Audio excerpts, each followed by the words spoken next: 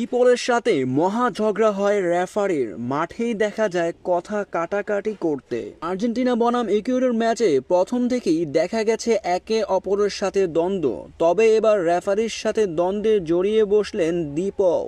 Argentine এই মিডফিল্ডারকে দেখা গেছে রেফারির সাথে বিতর্কে জড়াতে, এখানে তিনি রেফারির সিদ্ধান্তকে অসন্তুষ্ট জানিয়েছেন। ডি পলের হাতে বল লাগায় সেটিকে পেনাল্টিতে পরিণত করেন রেফারি, এতেই রাগান্বিত হন ডি পল। রেফারির এমন সিদ্ধান্তকে মেনে নিতে পারেননি ডি পল।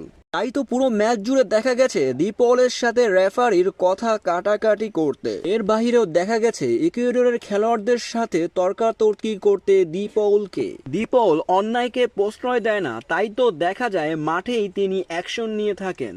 আর্জেন্টাইন কোনো খেলোয়াড়কে ফাউল করলে সেটার প্রতিশোধ ডি পলই নিয়ে থাকেন, তাই তো প্রতিপক্ষরা ডি পলকে ভয় পেয়ে থাকে। বিশ্বের সবচেয়ে দুর্দান্ত মিডফিল্ডার বলা হয় ডি পলকে।